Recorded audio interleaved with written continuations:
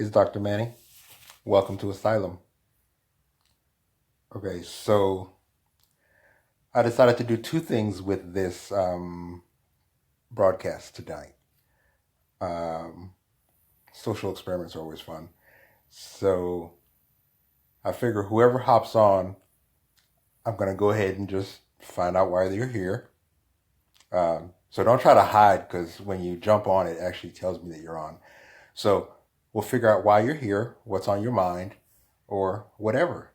I'm going to start off by talking about a topic, but I want to ramp up the engagement in these sessions, these asylum sessions more. So I want the content to be more reflective of what it is you want to discuss, as opposed to me just lecturing about something. I mean, you can get a lecture anywhere, but ideally, through your feedback and through our engagement, through our exchange of information, I can increasingly make these about topics that actually interest you, topics that are on the mind of the collective, something that the rest of the tribe is thinking about as well, and just hasn't brought up yet. Okay, so think of it as that type of social experiment, where those of you who know me, my clients will understand more deeply what we're doing in this space. But overall, it's just a chance to get an idea of what I do and how that fits into your process of getting what you want done. Hey, Dr. V, welcome to Asylum. Hey, Greg, welcome to Asylum. Yeah, Dr. V, I decided I'm going to do two things with this session. I wanted to just throw a hook out there and see who showed up and what was on their mind, just to see if we can make this platform more immersive for the people that actually drop by. Hey, Greg, welcome to Asylum. What brought you here tonight? Yeah, so the main idea that I want to discuss in this particular session is the concept of tribalism, the concept that we are at the core of these limbic creatures, these social animals that have these feelings, but we create a narrative to justify those feelings. And we even put logic in there to rationalize. You feel like you've been in a mobile asylum for many years. I feel like that too, Doctor V. So, so you put this layer of rationalization on stuff. Hey, Kevin, welcome to Asylum, cuz. So you put this layer of rationalization on these feelings that you have, and you walk around all day actually just acting out on these unconscious feelings. Hey, John, welcome to Asylum. So I'm doing something a little different with tonight's session where in addition to talking about one main idea, I'm also, checking what everyone wants to hear about. Just sort of as I'm looking at the direction to take the platform, I want to make sure that it's serving the tribe that shows up for my stuff the most. Like what in this space would be most useful, other than just hearing what I'm up to, just publicly consumable stuff. So, John, don't ask me the dumb questions since you've known me forever. You neither, Kevin. Kevin is my cousin, and John and I have known each other since sixth grade, or was it sixth grade, middle school? Oh, the chicken nuggets thing. Yeah, yeah, that started with initially I found this meme on the internet, just a weird one years ago. Hey, Nico, welcome to Asylum. So we're talking about chicken nuggets because that's what's came up. I'm doing this weird social experiment with this post today. I explained it earlier at the beginning, but essentially, whoever shows up, we just figure out why you came here and what's on your mind, asylum style, and we'll just talk about other topics in between. So Dr. V brought up chicken nuggets, and it's in reference to the fact that for the last couple of days I've been posting these weird memes that, if you look at them, have a bit of a chicken nugget theme to them, and I pick up weird memes and weird things and just play weird mind games with them. So, what was the second one? The second one that had the chicken nuggets was the meme where the guy was, well, it's funny if you just look. Hey, Mark, welcome to Asylum. So, okay, what was the next topic? The topic that we're talking about is just tribalism and really how, You hear people talk about connecting to the collective unconscious, and what that means is collecting to the present, to the reality of what's around you, what you're doing subconsciously, becoming self-aware, waking up, and taking control of your habits, such that they are you and they are the best you. That the actions that you take in each day are leading you towards creating the life that the ideal life, the one that fits you most. And what that takes is looking around and realizing what tribe you've attracted up until this point. Who are the people that, hey Felicia, welcome to Asylum. Who are the people that are around you, and to what extent are they supporting what it is that you want to accomplish, what you want to do, and an expression of who you are. Dr. V said tribalism is great for protection, but not so great for cooperation and harmony. Witness extremes in politics and nations. Exactly. Exactly. We don't do so hot at the collaborating thing as core tribal animals. Until we become more conscious and more value aware and value aligned. Um, so yeah. So the core tribal concept is that when you look around at the people you're attracting now, the people that show up when you are present, whether it's at a live event or a post or a meme share, just around you on social media right now. How are those people in alignment with what it is you want to attract into your world, what you want to accomplish? How are they supporting you in acting out and unfolding the best you and becoming that? Um, because to the extent that you're unconscious, that you're unaware, that you're not present, you're attracting elements of your unconscious to yourself by projecting the parts of you that you don't really own and that you're not comfortable with admitting are you.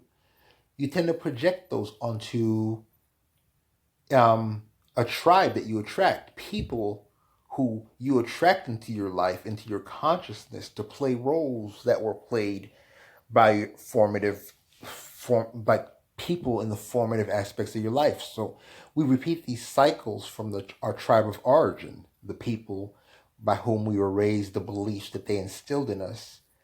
But we get to the edge of the consciousness that those beliefs allow, the edge of the actions, the imposition of values, and it's time to leave the tribe of origin and move towards a tribe that's more in alignment and expressive of your core values, and not the values that were imposed on you through raw repetition and through peer pressure based off your place of origin, because those values are limited in their ability to motivate you, because the role of values is to evoke emotions from deep within you such that it stirs you to action. So Kevin says, I have a question for everyone. How can we better market, position, and brand ourselves with the evolution of technology to better position brand to attract people and help surge our business? Dr. V, that's an excellent question for you. And Mark actually too, because Mark, if you're still here, Mark owns a digital marketing company, a significant digital marketing company. So if either of them are there, they would be great to answer that. Hey, Mama Benzo, how are you? I was talking about tribalism and the importance of a certain amount of self-awareness to get clear on the tribe that you're attracting with the signal that you create. So what I wanted to do is, so as to not make it like boring lecture style, I also wanted to open up this space to have discussions about whatever whoever was attracted to had on their to this particular place had on their minds, with the underlying idea that the tribe that I'm attracting has a certain set of ideas in mind, and if we're discussing those ideas, it's easy to get a clearer concept of where I'm positioning myself in semantic space right now with this particular social media presence. So that was deep geekery. So to explore, as what Kevin said, how can we better market, position, and brand ourselves with the evolution of technology? I think technology has moved to a position of being platform agnostic. Right now, you're competing for space in conscious mind. It was always the case, but I think at one point there was an information. Yeah, Dr. V answered it exactly. Be your real self, complete with warts and all. No faking allowed. quirky sense of humor is allowed. Do not see technology as an obstacle, but as a tool to leverage normal human interaction. Exactly. Yeah. So become platform agnostic. Be yourself on all the different platforms. But they always say be your best self. That's why you want to look at the tribe. The tribe is attracted to the brand. The brand is an amplification of your values, of what you believe. The words of your brand, the symbolism, the color. And eventually you'll find that the people it attracts become a reflection of what you're expressing. Because day in and day out, if you're authentic and consistent and persistent, you're putting out a very, very specific and uniquely attractive signal. And you'll see that over time, some people will show up for years. When they show up, figure out why they're there, like we're doing here. It's like, what is it about me that led you to jump into basically a random conversation, a random engagement with a piece of art that I picked and a cryptic caption that I put on there. Yeah. So it's just you wanna see, you wanna get clear on what your current signal is attracting into your space. Yeah, and Dr. V says also be consistent across all platforms. Keep the same message. You will attract your own special tribe. Not everyone will love you. You don't have to be all things to all people. And more specifically, the more you focus your energy on the things that you value, the more you're able to attract a tribe that has that same interest, that want to share that conscious space. Because the people that are attracted to you are attracted to you largely on a subconscious level based on what you're doing. Baskin Robbins has 31 flavors for a reason. Yeah, because they're all delicious. I love ice cream. No, so I guess, yeah, and I think Baskin Robbins, hey Monong Ba, welcome to Asylum. So I think Dr. V, when you talk about the Baskin Robbins, you're talking about segmentation, right? Because I think Baskin Robbins attracted people with an initial overall brand at one point, but increasingly over the years, they've tapped into and listened to their audience. Hey, Dandy, welcome to Asylum. It seems as if keywords or phrases are used by major companies, aka tribes, and have a more effective message to lure tribal consumers. I think keywords are one level of abstraction. Specifically in the Google space, you're looking at not everyone loves pistachio. No, everyone loves you. Not everyone loves you. Exactly. And if everyone loves you, they kind of probably are lukewarm about you, because as you get clearer, you'll become increasingly polarizing. Because as your message gets clear, as many people as it will attract, it will revolt others. And actually that's good, because the others will talk about you just as much and attract more other people who share your mindset. Himmer, welcome to Asylum. Dr. V said vanilla isn't that interesting. Exactly. So I think it's easy to get caught up at the level of abstraction of keywords and start thinking, okay, I'm going to do a keyword strategy, blah, blah, blah. But really, the keywords are trigger words to represent an archetypal persona, because the keywords are parts of sentences that people are using in semantic space. The same way there are essentially hashtags. Like if you go to the hashtag #MeToo, you are going there with a very specific intention to hear the conversation taking place in that tribe, in a tribe that is interested in that topic enough to go follow the hashtag. But really, at the core, what you want to do is increasingly see what hashtags are around you and use them, and as a means of jumping in and out of certain conversations as your brand, with your brand. And you'll meet people in those hashtag spaces that will be more interested in your message. So you find your target psychographic by looking at the keywords that your audience is using. But the keywords are a way of looking at what conversation is that audience having right now. Okay. So, like recently there was a hashtag Girther. It was a Trump related hashtag, and it was, culture is big. Every company is harnessing on culture, aka lifestyle, to ignite and share a form of commonality with its potential customers. Exactly. Dr. V says keywords represent emotional intention of tribal members. Just like hashtags, they can trigger conversations. Exactly. Hey, Jenny, welcome to Asylum. Hey, Richard, welcome to Asylum. Thanks, Kevin. So essentially, this particular episode is a bit of a social experiment where I'm just seeing who shows up, what's on your mind, why you showed up. The context I put around it was vague enough and abstract enough to just kind of get an idea of who is in my tribe, who actually listens to my stuff, and who is interested enough to actually jump in and have a deeper conversation. It's sort of something I thought would be fun to do and see what you guys are thinking about, see what topics you'd like me to dig deeper into so that I can create better, more relevant, and more valuable content for you. Okay. So I've been doing the Asylum content for pretty regularly for, I'd say, at least a year now. And even before that, I've been doing related content for Dr. V and I met 5 years ago. Dr. Vogelman and I met 5 years ago at least around some of these topics. So he knows I've been doing these topics with increasing specificity for years. So my goal is to make sure that the stuff that I continue to dig into is the stuff that you specifically would like to hear me explore more deeply, that which would be most valuable to you. Yep, Dr. V and I met in 2013 on Google Plus when that platform had a brief spurt and caught my attention, stepped into my consciousness a bit. It has since kind of faded a bit into the background, but interesting platform. Met a lot of great people on there during its heyday around 2013 or so. Dr. V said before the implosion of Google Plus. See, I was avoiding bringing that up. Yeah. And see, what makes me sad is that I still see the people from Google Plus on Facebook, but it's all dependent on the Facebook algorithms at this point, who I actually get to see. So I feel less connected to the Google Plus group. And I feel as if the Google Plus group, we had deeper,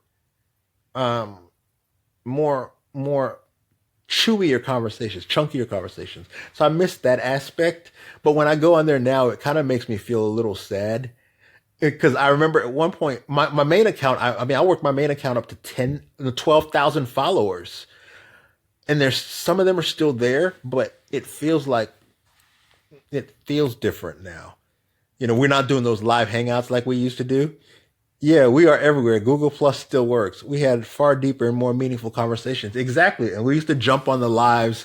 Like when I do a Facebook Live, it's like I'm talking to myself. Whereas on Google Hangout, remember, whoever showed up would jump on and we would have, hey, Joel, welcome to Asylum. I've kind of described earlier what is going on in here right now. It's a combination of conversation, a little freestyle, and a bit of a social experiment to see what's on your mind and what you would like to talk about since you're here.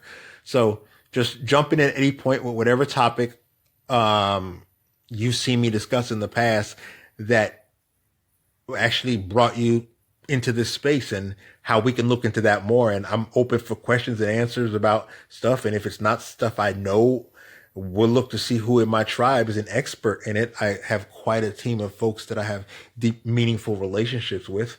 And as such, whatever's on your mind, we can make it real. So that's one of my favorite things to do, is to connect people and see their ideas come to life. So we're always up for that, for idea bouncing. Chris said, love them live hangouts. Some of those were so chaotic yet fun and meaningful. Great relationships from that platform. Yeah. And when I see those same folks on Facebook, I just, I don't feel as engaged as when we could just hop on. And we used to hop on. Remember, Google Plus had 10 seats at a time. So 10 of us would jump in a room, record a convo, and it made some meaningful content. I would love to see some of those now.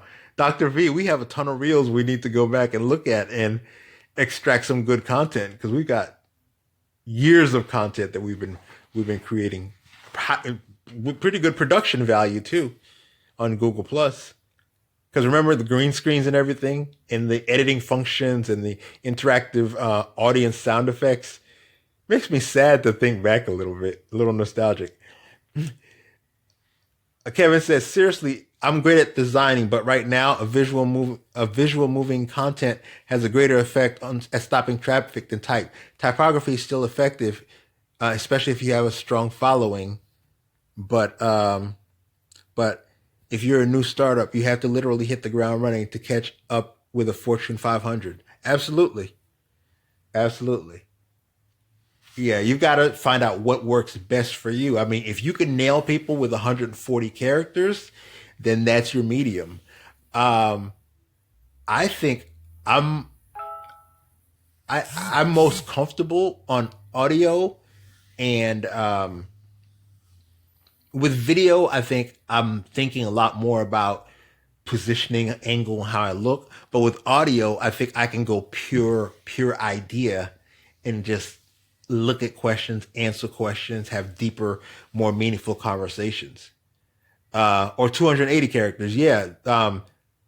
There's tons of content there on Google Sphere. Exactly. There is, Dr. V. I wonder if we would want to hashtag them better or edit and highlight some of the best parts and I don't know, create some audio podcasts or something.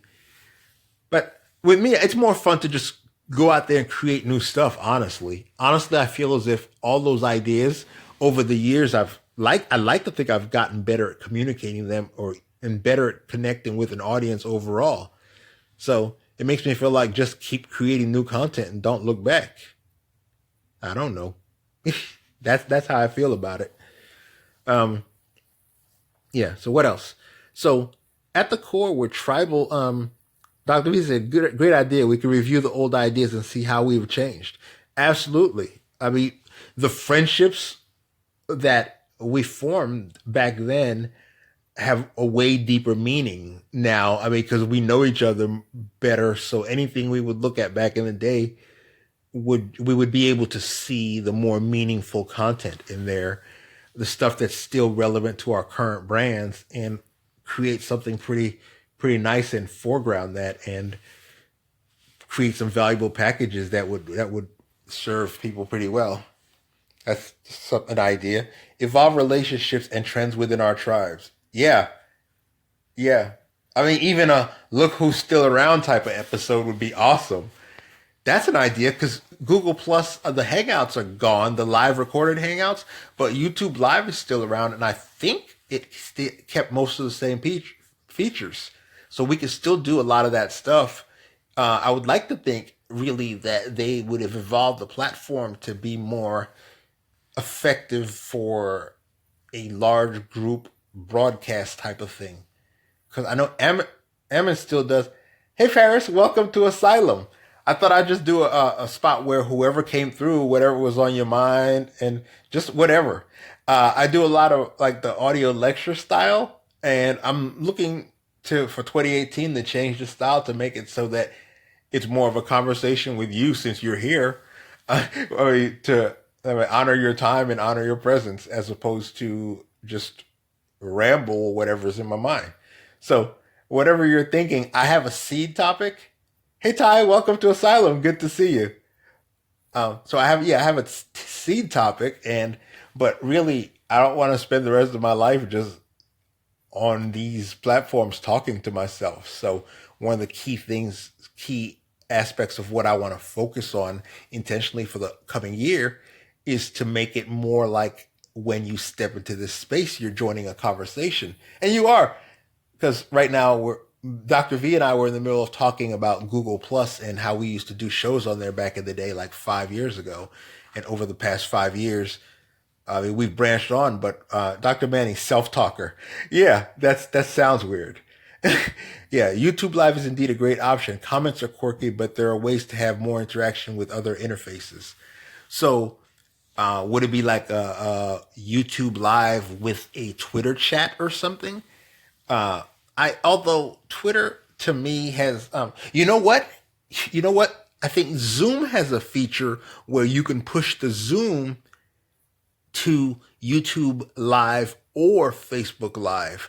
And what that allows, though, is for us to come together on a more stable platform, because Zoom has a crystal clarity and I think a crisper layout than Google Plus ever executed. So it seems that people are using that in live and pushing that live stream with the hop on feature to the other platforms.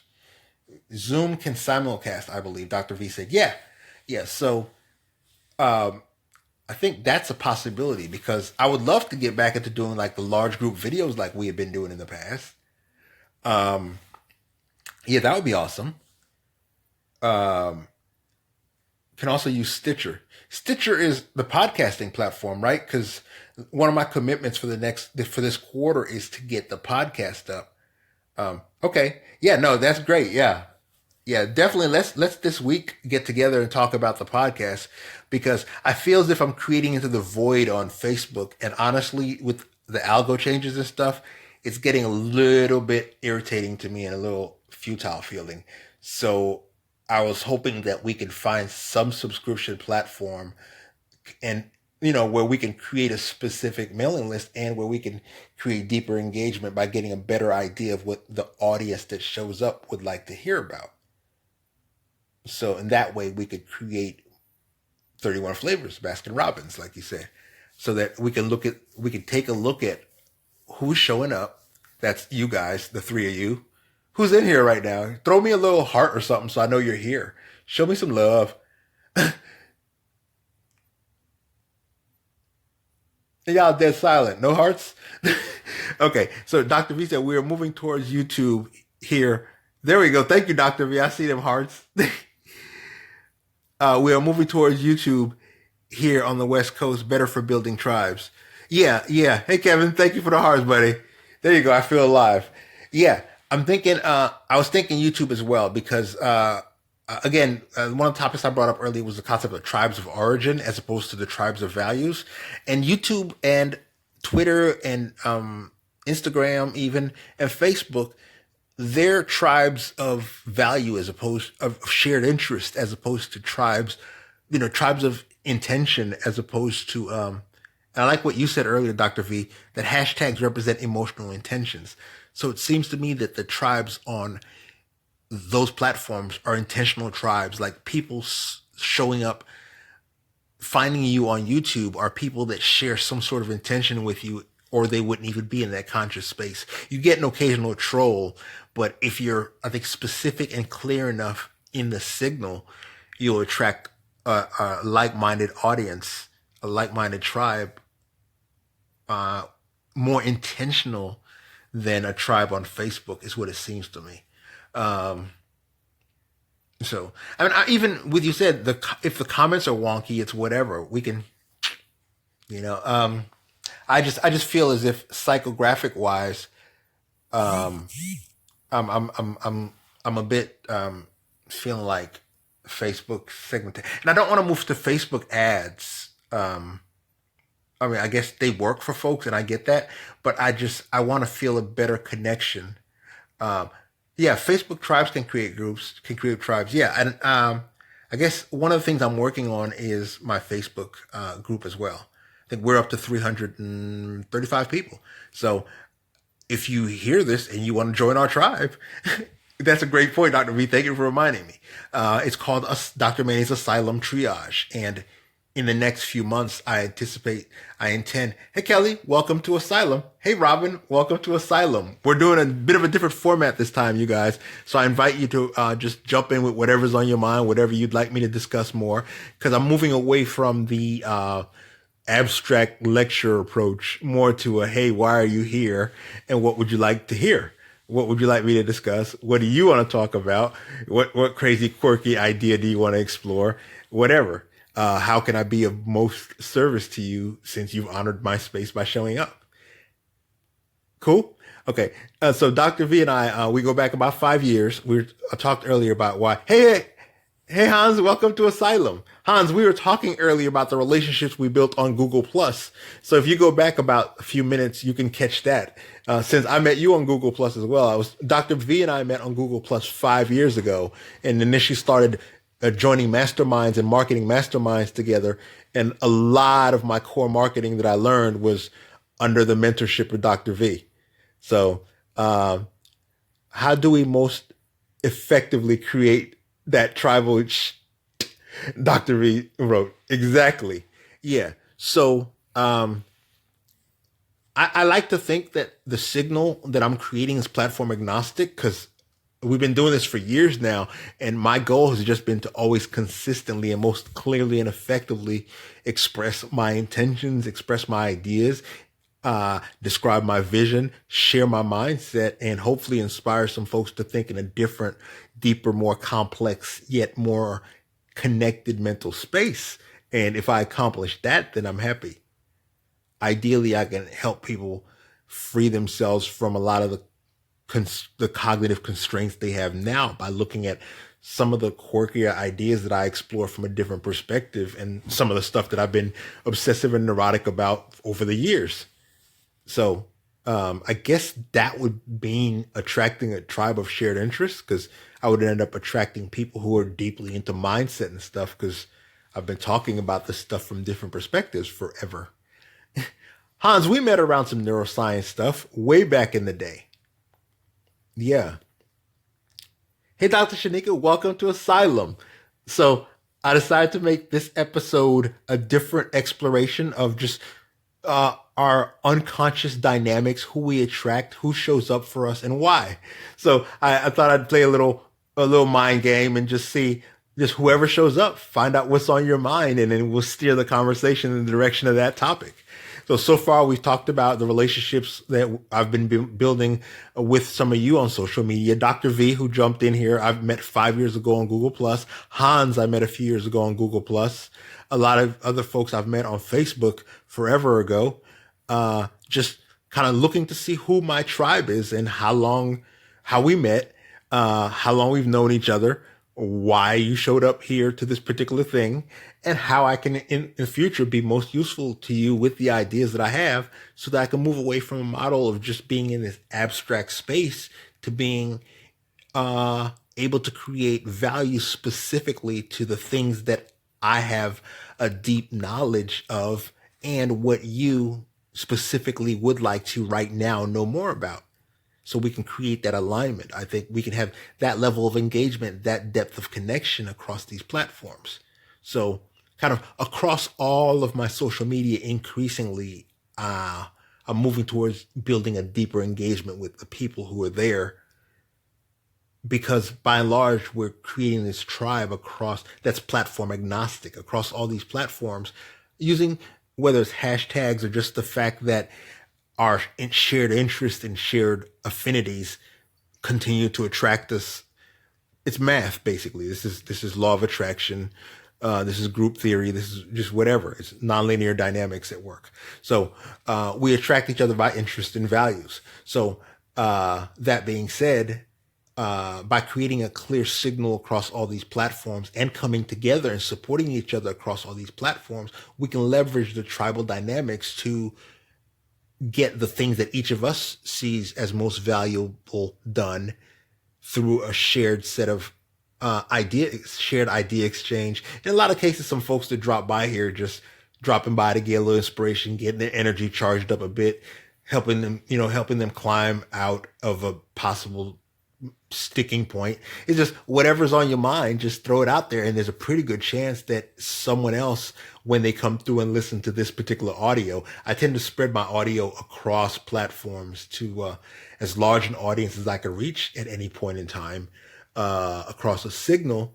So I get a pretty decent viewership here. So, hop in, tell me what's on your mind, tell me what you're up to. Dr. Shanika, I know you're doing amazing stuff. So if you're still here, first give me some hearts because I want to make sure your heart button works. And then if you're here, jump in. Let me know what you'd like to talk about. It says 4 of you are here.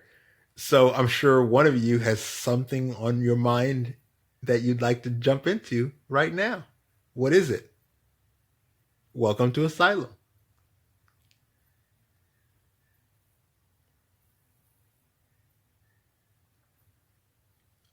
Yeah, I'm just going to let dead silence sit here. Okay, Kevin says, honestly, it's a revolving formula we want to master. Great speakers and business leaders have mastered the basics of winning, and we all want to win across the board on all aspects. Yeah. So The social media is an amazing rapid feedback platform where you can put a tweet out and immediately you know whether it was good or not. You can put a meme out and know whether it has impacted people immediately around the world. And as such, you can get a read on how your words are affecting people pretty quickly. Um, and what I did is I experimented across different lengths of content, different ways of communicating, whether it's using graphics, using memes, videos, hashtags, um, short, twisted sentences. Back in the day when I was first learning to write copy, I was Dr. V remembers. I mean, I wrote super technical because I was a physician, so I wrote like a physician. I had a really academic writing style, and so a large part of just becoming effective on these platforms was reconnecting to, well, first of all, who I am and why I'm here, my purpose, and getting clear on communicating the things that a lot of times I feel more vulnerable than academic about. Initially, I had a rigid, logical style of communication. And if you really listen to my stuff, you'll see that the undertone is still there. Hey, Connie, welcome to Asylum. So in this session, Connie, just whatever's on your mind, whatever you want to talk about, just jump in and we can go at it. I'm changing the format, evolving the format really of these live things, including live events, if I'm on whatever social media platform, such that basically I'm able to feel a deeper connection with you when you show up at these places. So if you're here and I'm here, then it's a fantastic opportunity to create like a synchronous, a moment of synchronicity and talk about whatever. Often we're in the habit of using these platforms as a way of broadcasting and pushing out our ideas, and it's easy to fall into that trap. But I think what we have here is an opportunity to do something way more powerful if we slow down and are present to that. So obviously, a lot of businesses have realized that and have tapped into it. And created fantastically engaging marketing. But how do we, hey, Doug, welcome to Asylum. How do we, as individuals, leverage this tribal energy, this human nature, this deep unconscious set of patterns that we as a collective fall into? How do we leverage people's intentions, their emotions in the moment? Specifically, how do we the tribe that we're attracting now, how do we harness that energy and leverage it to create something intentional that serves them and helps them be their best selves? Because really, if you're marketing something that you're working on, the vision of it should be energizing to people. It should inspire people to the point that they want to join you in that mental space. This is the concept of conceptual targeting.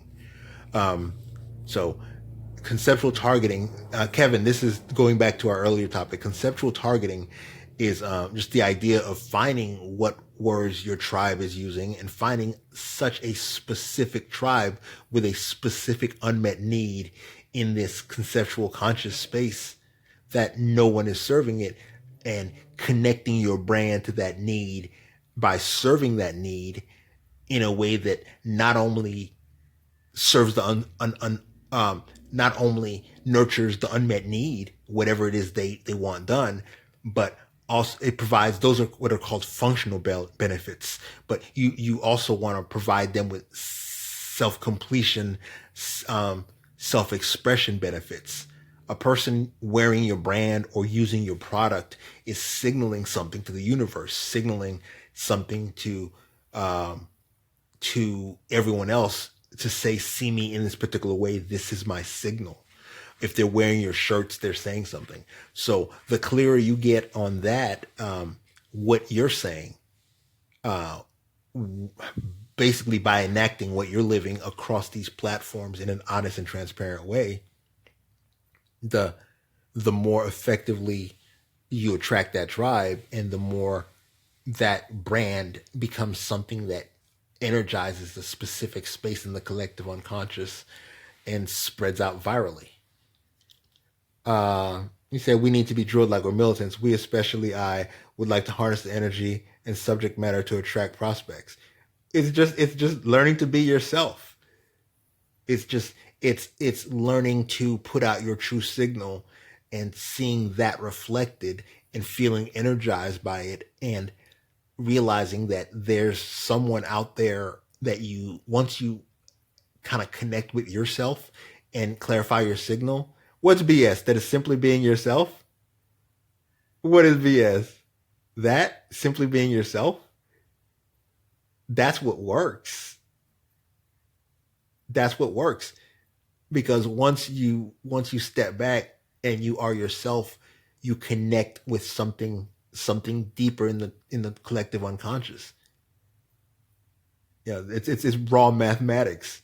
The second you are yourself, you're able to step outside of ego. Once you're able to step outside the ego, you're able to see the things that are out there in the collective unconscious. You're able to connect with and understand the desire of others. You're able to see your audience. You're able to see their unmet needs as opposed to the need to show up in a certain way based off of projecting what you believe is what people want to see and what people would find valuable and what they would pay money for. Yeah. So showing up as yourself is the way you attract the right tribe.